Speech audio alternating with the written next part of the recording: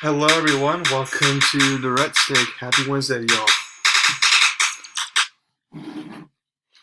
y'all. So I don't have an interesting fact for today, but I do have a lot I want to go over. So let's get started.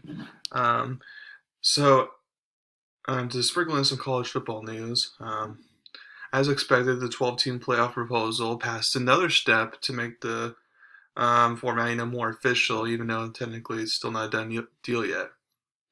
However, there was one complaint about the format from a commissioner, and it was from the Pac-12 commissioner. He said he would change it to where all P5s automatically qualify for the playoffs.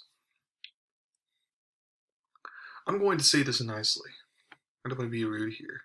But here's a message for the Pac-12 commissioner. Are you blind? Are you really that naive? With this format, the Pac-12 will basically get in.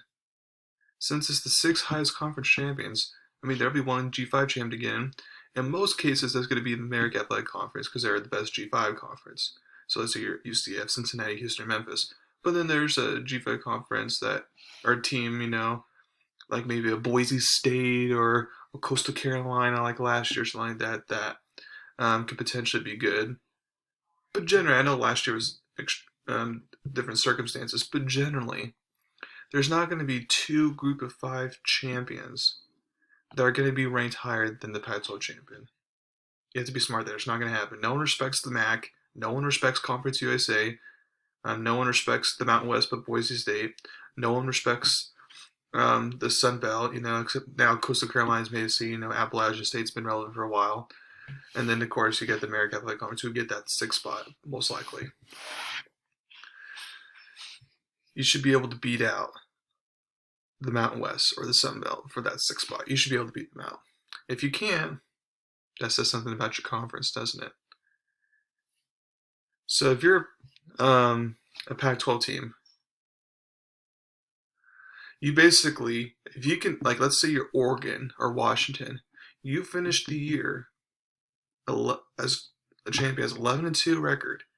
You're going to be ranked higher than, let's say, a 12-1 Boise State team, most likely. You're just going to be. Because let's see, one of those two losses was really bad within conference, but assuming that they're both of them are good losses because of the strength of schedule and all that, you should be ranked high. Now, if you're looking at a 9-4 Pac-12 champion, or even 10-3 Pac-12 champion, versus 12-1 Boise State, 12-1 Coastal Carolina, then I'm sorry, like you don't with 3-4, especially 4 losses, you don't deserve to get into the playoffs. The 12-1 Coastal Carolina team would be more deserving of that over you, and this showed in the college football playoff polls last year. But the other thing is that, like I was mentioning earlier, let's say you have a 9-4 Washington team get in. Do you really want to see a 9-4 Washington team against Alabama?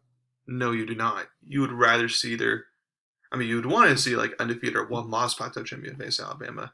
But if you can't have that, then a 12-1 Boise State you would like to see over a 4-loss Washington Oregon team. That just doesn't look good there. So that's why I'm not in favor of what the Pac-12 commissioner said. He just needs to buck up, make sure he has at least one dominant team in his conference, if not more. And if he does, then he will basically be a part of the top 6 highest rated conference champions. So therefore, he doesn't worry about the P5's automatic bid. This is part of the reason why this playoff format is lied to by a lot, is because it gives access to the little guys, and it doesn't have autonomy for the P5. So if I'm the Pac-12 commissioner, you're new and all, but this is not a good look so far. Now, something I like to do is predict which coaches will end up where during this NBA coaching cycle. So because the Bucks advanced at the conference finals, reports say they're not going to fire Mike Budenholzer, so he's off the table. Doc Rivers still could potentially get fired, but again, I need to see him with a better team next year, and I think Philly wants to see that too. I think Philly's going to blame, okay, this year we'll blame Ben Simmons and cut him, and then if it's a problem next year, okay, then it will be cut Doc Rivers type thing.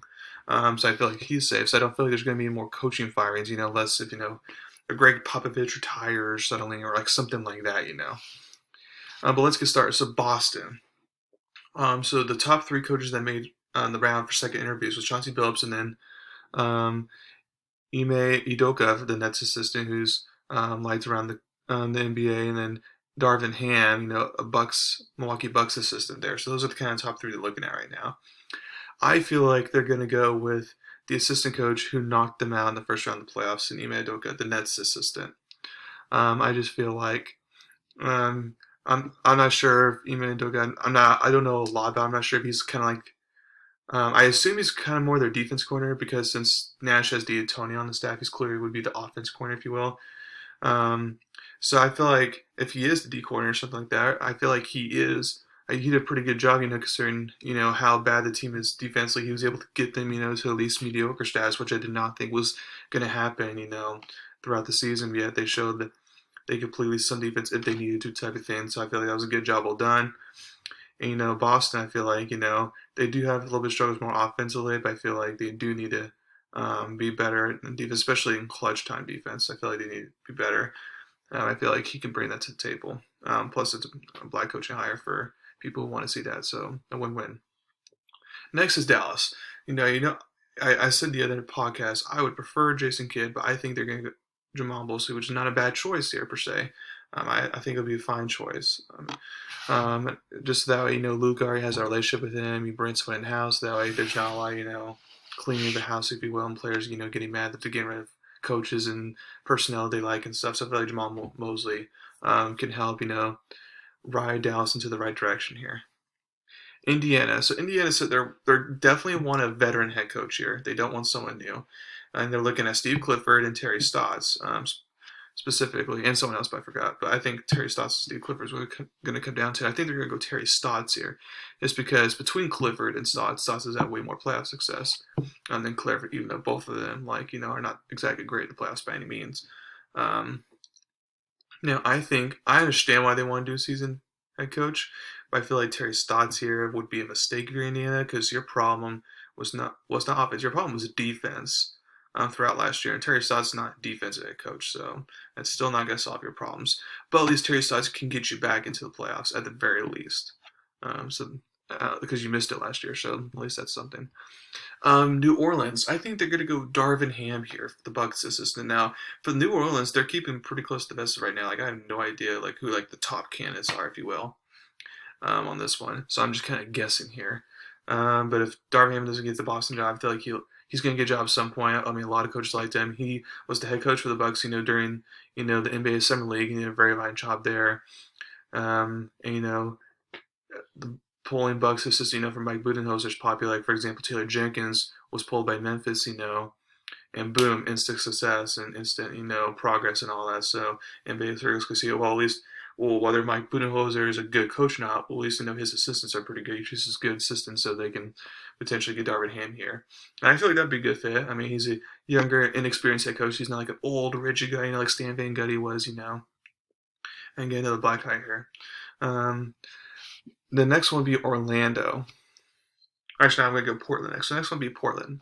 And right now, apparently, it's down between Chauncey Billups and then Bacon Hammond. This is from Spurs, who've made the second round interviews for Portland. I think they're going to go Chauncey Billups here. Chauncey Billups is, Western Pacific, type of guy, playing Denver, playing in that, type of market area.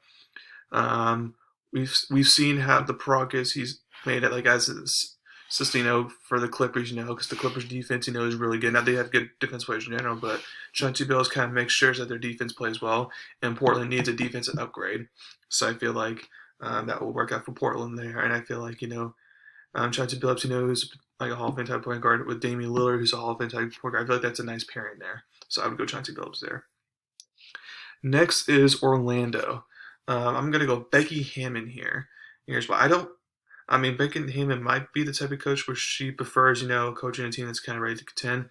But I don't really see. I feel like she'd be better at coaching a team that needs a rebuild situation. Which Orlando definitely needs a rebuild situation. So I feel like she can go to Orlando, and because it's a rebuild situation, Becky Hammon will get multiple years, of job security, before she would start having to produce. I feel like it would benefit her, and I feel like Orlando has some good, nice pieces, so we'll see if Becky Hammon can make it work out. But I feel like that's a good hire there. And then last but not least, Washington. Again, I only know one potential candidate, but again, I even know who's all interviewed and stuff like that. I'm gonna go with Matt. Um, Actually, I'm gonna go with Mike D'Antoni here. Now I know Mike D'Antoni coached Russell Westbrook. That wasn't a good pairing and all. But I feel like especially if they can keep Bradley Beal, then you're basically have the same situation as you do with Houston. With Westbrook Harden. Because I feel like while Harden's a little bit better than Beal, I mean they're kind of similar players, if you will. So I feel like he would like working with that. And I feel like he can get them, back into, not just playoff contention, but hey, you can at least win one series, in the playoffs and not two. Like, so I feel like he can kind of get the best, of his offense players. Now, of course, the defense is still going to suffer because the defense is not great now, but hey, at least you're going to be more interesting and relevant, Mike D'Antoni. So that's it for as far as coach stats. Remember, Boston, I'm going with Ime Udoka, Nets assistant. Dallas, I'm going to go with Jamal Mosley, current Mavs assistant. Indiana, I'm going to go with former Blazers coach Terry Stotts. New Orleans, I'm going to go with Bucks assistant Darvin Ham. Orlando, I'm going to go with Spurs assistant Becky Hammon. Portland, I'm going to go with Clippers assistant Chauncey Billups. And then Washington, I'm going to go with the assistant Mike D'Antoni. So thank you very much for listening to my podcast today. Please subscribe to my channel, about me. Let me know what you think of my predictions in the comments. Thank you very much. I'll have a wonderful day.